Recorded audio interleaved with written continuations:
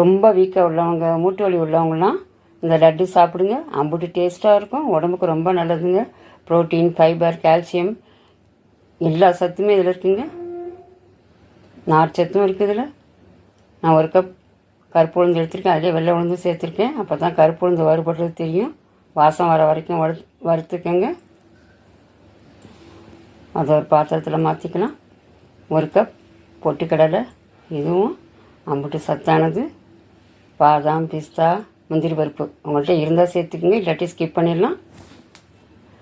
ஒரு கப் வேர்க்கடலை. ஒரு சாஸ்பேனில் 1.25 கப் வெல்லம் சேர்த்து 1/2 கப் தண்ணி சேர்த்து நல்லா கொதிக்க விடுங்க. வெல்லம் கரைஞ்சால் போதும், பாகுபாதம் தேவையில்லை. என்னோடய சேனலை மறக்காமல் சப்ஸ்கிரைப் பண்ணிக்கோங்க, லைக் பண்ணுங்கள், கமெண்ட் பண்ணுங்கள், ஹைப் கொடுங்க.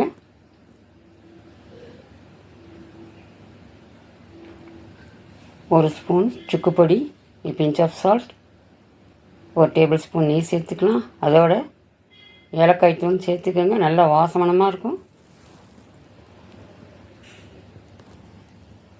ஒரு பாத்திரத்தில் அரைச்ச பொட்டுக்கடலை, உளுந்து மாவு எல்லாம் சேர்த்துக்கலாம். அதோட தனியாக அரைச்ச நட்ஸையும் சேர்த்துக்கோங்க, நட்ஸ் பவுடரையும் சேர்த்து நல்லா கலந்து கொடுங்க. நான் கொஞ்சம் கரகரப்பாக அரைச்சிருக்கேன், உங்களுக்கு வேண்டாம் இன்னும் நல்லா ஃபைனாக அரைச்சிக்கோங்க.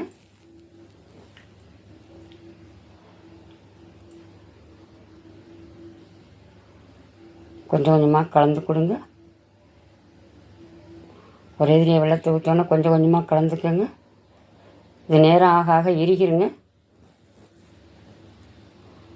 மிதமான சூட்டில் உருண்டைகள் பிடிச்சிக்கலாம். கையை தண்ணியில் தொட்டுக்கோங்க, இல்லாட்டி நெய் தொட்டு இந்த மாதிரி பால்ஸ் மாதிரி உருட்டி ஒரு பிளேட்டில் வச்சுக்கோங்க. நேரம் ஆக ஆக எரிக்கிறோம். சாப்பிட்டு சந்தோஷப்படுங்க. தேங்க்ஸ் ஃபார் வாட்சிங்.